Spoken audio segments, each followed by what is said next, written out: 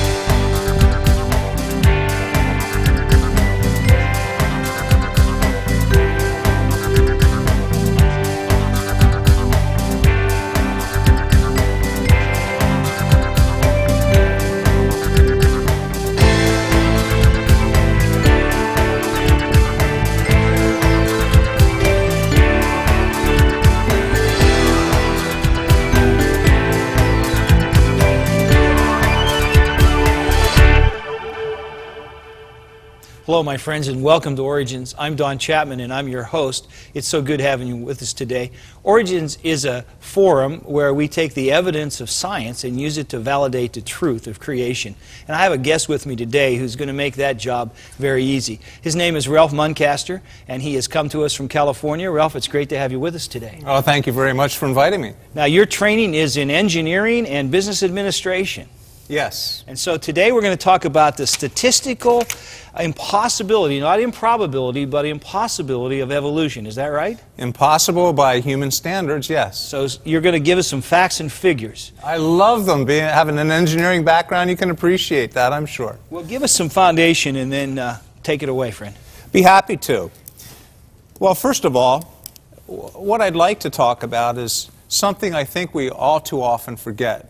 I think everyone realizes that creation requires faith, because creation, people think of a divine designer. And anytime you say divine designer, of course that leads one to Webster's definition, the originator of the universe, and that's God. So everyone thinks, of course, God requires faith. However, seldom do people think of the fact that evolution requires faith too. Absolutely. We're asking people to believe an incredible story about all these random molecules coming, or even pieces of molecules, parts of molecules coming together, forming from inanimate, something that's not even alive, matter, coming to life, and then springing from the simplest life form into all these complex life forms in a human being. You mean all that is an absolutely established fact? No, far from it. It's incredible faith that's required for evolution as well. And we'll be talking about which is more probable today, because I love, again, getting into probability. As an engineer, you're constantly dealing with statistics and probability and designing of bridges and things like that. Okay. Now, it's important to, again, understand that either things came about naturalistically through random chance or through some form of design. It had to have been one or the other. That's right. It can't be both. There's not a mix of that. Next, I'd like to talk about hard science versus soft science. This is pretty important. Soft sciences are what evolutionists use. Soft sciences are sciences like paleontology, study of fossils, anthropology. Soft sciences use imagination. They draw pictures. They tell stories. Now, these picture stories can be used to talk about a fish becoming a frog, They could be used to talk about a frog becoming a prince. I don't know about you, but I read about that when I was a child. You can virtually tell a story about anything you want to, and you can draw a picture to support the story. Could be Darwin, could be Mother Goose. It could be anything. That's right.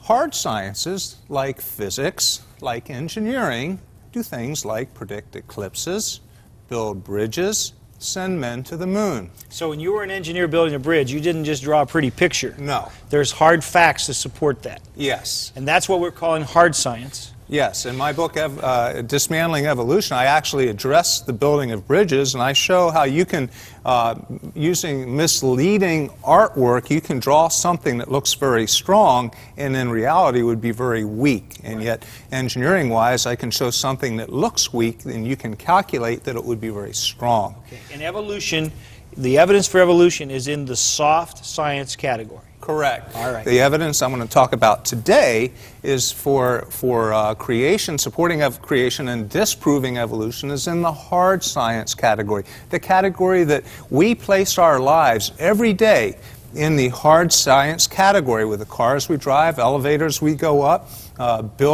bridges we cross, everything. Ralph, you're painting a very different paradigm than we usually have when we discuss evolution and creation. Usually the evolutionists want us to believe that the creationists are just basing everything on religion and superstition and that they're basing everything on science. But your paradigm is saying that the evolutionist is using soft evidence and the creationist is using hard evidence. Absolutely. That's revolutionary. Yes. Thank you. And I'll explain why. Great. I used to be an evolutionist. So it took hard evidence to change me. It takes a lot to give up your pride, and that's what I did. That's right. The fossil record, this is soft science. I want to talk about that very briefly. The contention are these beautiful pictures. Here we have the famous pictures that chimpanzee eventually turns into a human being. They're all nice pictures. And now some of these were actually hoaxes. Some of these pictures came from literal hoaxes, and I'll talk about some of those. And of course, you can draw a whole line of, if you wanted to, take the first cell of life, you could draw pictures of the first cell of life becoming a human being eventually. Draw anything you want. And that's what's happening. And it's based on gradual mutational change, which is also a problem. So there isn't a fossil record for those three middle pieces there? There are lots of missing pieces. In Okay. fact, as I point out here, there are no missing links in any of the different classes. As a matter of fact, I have many quotes in my book by paleontologists that acknowledge this enormous problem. And many of them say that fossils were never intended to try to prove evolution. And of course, even Darwin admits the problems, and many since then, of course, have corroborated that. Next, I want to talk about what Darwin said. He said, why, if species have descended from other species by intensely fine graduations, do we not everywhere see innumerable transitional forms? Why not all nature in confusion? Why is not all nature in confusion instead of species be, as we see them, well defined? In other words, a true transition would have a part of an eye or a part of a feather. When we look at fossils, we see fully formed everything. It works. Okay. Next, Mark Ridley says the gradual change of fossil species has never been part of the evidence for evolution. Darwin showed that the record was useless for testing between evolution and special creation because it has great gaps in it. He also said no real evolutionist uses the fossil record as evidence in favor of evolution as opposed to special creation. Then we get to Michael Denton, who said not only has paleontology failed to come up with the fossil missing links, but hypothetically, reconstructions of major evolutionary developments, such as that linking birds to reptiles, are beginning to look more like fantasies than serious conjectures. Moving on, George Gaylord Simpson, another evolutionary paleontologist, says the gaps, of course, in the horses in this case, is true of all 32 orders of mammals, not just horses. The earliest and most primitive known members of every order already have the basic ordinal characters, and in no case is an approximately continuous species or sequence from one order to the next known. So there is absolutely no evidence of any transitional forms between any species anywhere in the whole chain? Nowhere. Okay, I'm going to ask you to go up to the board as we talk about the Cambrian explosion and what all that means, and show the folks the problem that brings to the whole evolutionary situation. Well, the Cambrian explosion is a well-known, basically this is a huge grouping of fossils that scientists believe came about hundreds of millions of years ago, but all within a very short period of time. Now, this creates a problem for evolutionists, and even Darwin acknowledged the problem of the Cambrian explosion, because the whole premise of evolution requires this gradualistic change that he talked about. Now, Darwin believed back then that the fossil record would eventually demonstrate how this happened. Because, and has it? Well, there weren't a lot of fossils in Darwin's day. That's why he said it. Right. The fact of the matter is, today, experts in the field of paleontology say we've found basically all the species we're going to find. In fact, some 99.5% is what they estimate of the species is what they have found, and they still have not solved the problem. So essentially today we have the fossil record, we have no explanation. No explanation. Now, the Cambrian explosion fits much more closely what a designer would do. It fits much more closely, in fact, what the Bible says in terms of all these creatures being designed into the world all at approximately the same time. Okay. Okay, moving on. So we also find a number of hoaxes, because a lot of scientists are eager to find these missing links, and especially this ape to human being missing link. So what's happened? We've had things like the Piltdown Man. In 1912, this was big news. In the 1970s, we found that it was a total hoax, that the teeth were filed, that it was a skull of a human being that was artificially aged, connected to the jaw of an ape. Total hoax. So we aren't looking for truth here, we're deceiving people on purpose. Deceiving people. That's right. We have the Nebraska Man. Someone found a tooth. The next thing you know, what did I say about drawing pictures? And the next thing you know, you find in museums, here's an example. A whole person was drawn based on a tooth. Not only the person, his family was drawn in this nice little setting. Okay, all based on a tooth. Later we found that tooth was not even from a human being. It was found from an extinct pig. Again, soft science can draw anything that it wants to try to create this story. Then we have Java Man. Well, Java Man happens to actually be a skull of a human being, but about some far distance away they found a femur from an ape. So they tried to make a connection. What they didn't say was later on they actually had found, it was a gravel pit, by the way, which means there could have been a lot of movement and mixing. They also found in that same region, the same gravel pit, a full human skull. So, I mean, what's it saying? A lot of stuff was mixed up. The femur didn't go with this part of the Java Man skull. They were two different things. So this shows you how it can be misleading. But let's analyze first life. Let's get down to some hard statistics. Now, the simplest form of life, scientists agree, was some form of a very basic cell, a bacterium. Now, we're not talking about a bacterium with a nucleus. We're talking about a simple, very simple cell. But the simplest of cells of all have to have at least two components, plus membranes and some things, but it has to have at least a DNA molecule, and it has to have amino acids. So two things are necessary for a cell. Now, let's just take a quick look at a DNA. I think everybody's seen a picture of this spiral ladder. Each of these rungs of a ladder is called a base pair. It's a nucleotide. Okay.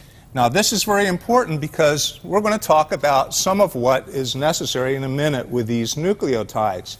Then we have amino acids, which, of course, are necessary for the proteins, which are the building blocks of all the systems in your body. You need the proteins, which everything from your hair to your fingernails and everything else. Okay, we're going to talk about a few problems that are necessary for this random development at a molecular level for that very first cell of life. One of the most basic problems is called chirality. It's a central problem. It's a big sounding word, but it's a very simple concept. Remember, I talked about these base pairs, the rungs of the ladder, the nucleotides. Each one of those has to be the same orientation. It's called left-handed or right-handed. You could think of it as flipping a coin. It's either heads or tails. Okay. Now, they all the DNA base pairs have to be the same. All the amino acid pieces all have to also be the same.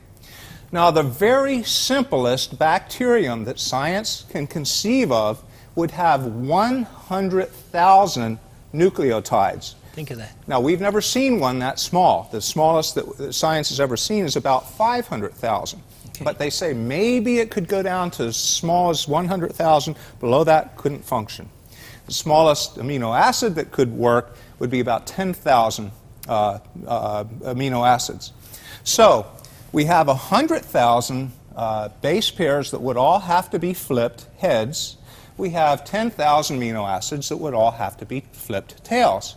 So the requirement in a random process would be the essential effect of having 110,000 flips of heads in a row.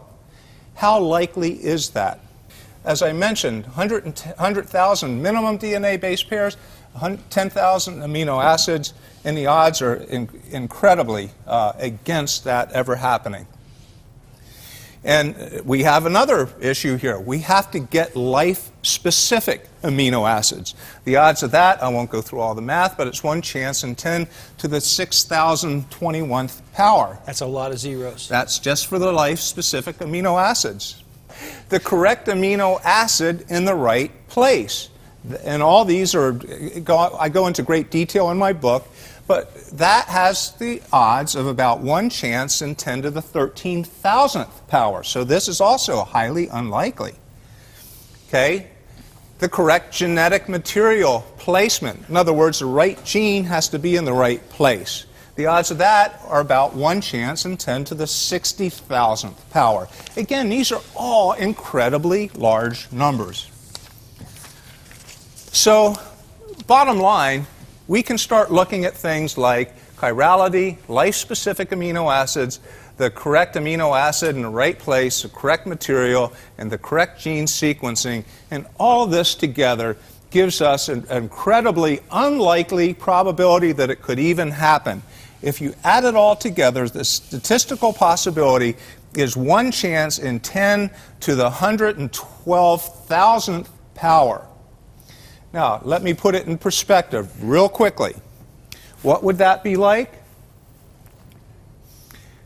That would be like if we were to take the entire universe and blow it up.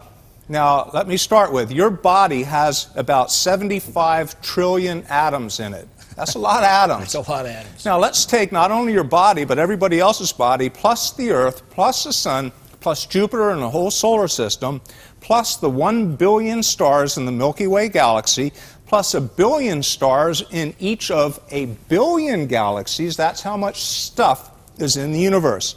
Explode it all into atoms and explode all the atoms into subatomic particles. Pick an electron and try to pick a marked electron. Now, you would have more chance of picking that electron by far than all this coming together randomly. By far, that shows you how impossible it is. But it's worse than that. It would be like picking out that electron not once, but 1,376 times in a row. That's like taking 1,376 universes and picking an electron, and that's what the probability of evolution for that first cell is. And I want to point this out. Real important. All that does is get your stuff together. What do you have? You have a dead cell. Right. you still have to put life in that cell. Ralph, I think you've done an incredible job here of describing impossible to us. Folks, we got to take a break, and Ralph's going to come back, and he's going to wrap this up for us and just make it clear to you that the more we've learned from science about the complexity of cells, the more we've learned about DNA, the less and less possible evolution is. Until now, it's simply impossible. So don't go away. We'll be right back. Creation versus evolution, you weigh the evidence. Neptune's wonders, fascinating activity. Neptune is an amazing planet that can't be explained by long ages of time. Astronomers were amazed to discover that Neptune is very active, even though it's so far from the Sun. Winds can reach 1,300 miles per hour, and the planet actually generates heat. Evolutionists keep looking for some weird scenario to explain Neptune. Unfortunately, many astronomers prefer to keep inventing fables rather than admitting to a creator.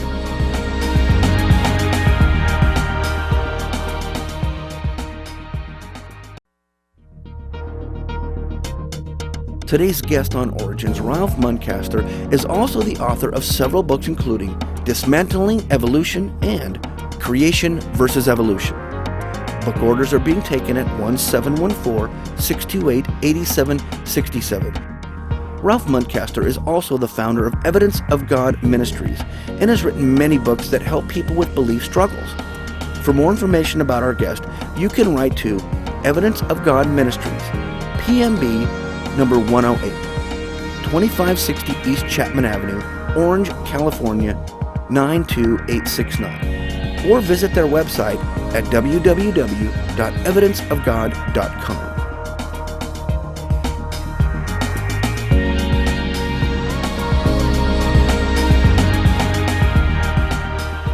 Hi, I'm Don Chapman, and this is Origins, and welcome back from our break.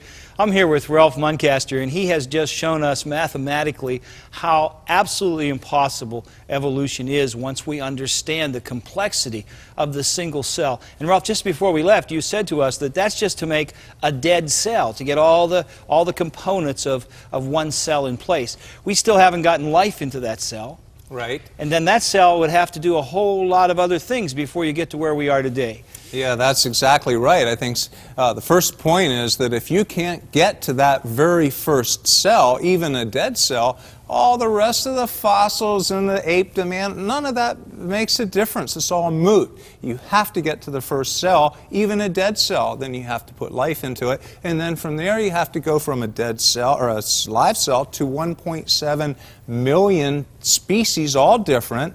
You have to go from a very simple 100,000 base pair DNA unit to a human being that has 3.2 billion base pairs. So the problem goes on and on and on. Evolution is just clearly impossible.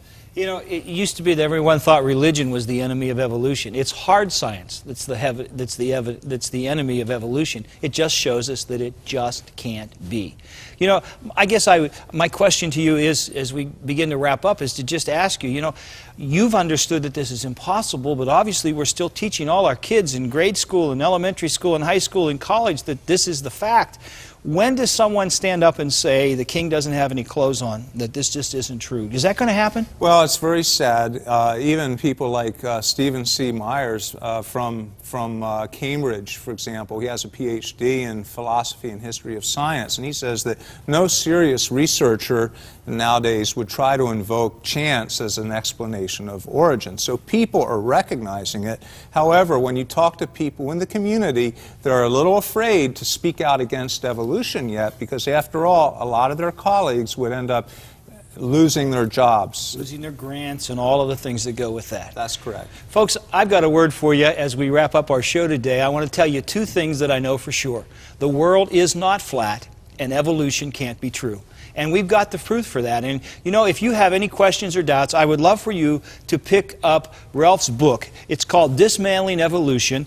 building the case for intelligent design, and he goes into great detail to all of the things that he's run through real quickly here on our show. Ralph, we're indebted to you for coming and making these cases clear. I bet you there's a lot of mom and dads out there taping this show to show it to their 8th and 9th graders, say, you got to watch this and you got to take it in and tell your science teacher.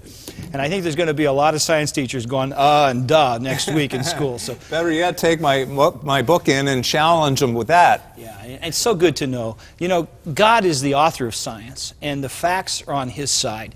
You know, if you have any questions or doubts about what we've said, any questions that you have, and you know, I hope we've opened up some discussion with those of you who are skeptical. Write to us at Origins, CTV, Wall, PA, 15148, or get on the website. There's the address there on your screen. If I can't answer your question, we'll find the right scientists who will, and we'll get back to you. You know, I just want to remind you today as we wrap up that it's God's view that He created you. That ought to be your worldview too. It's been great having you with us, and I hope you'll join us next time. God bless you now.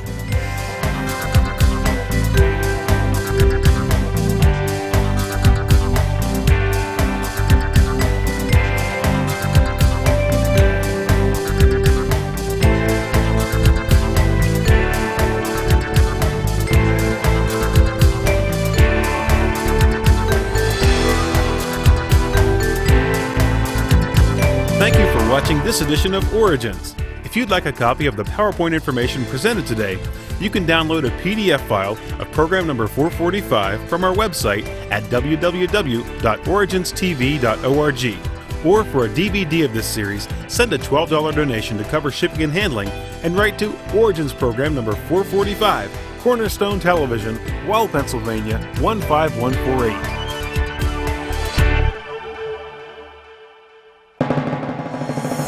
Origins is made possible by the faithful prayers and the financial support of you, our Cornerstone Television family.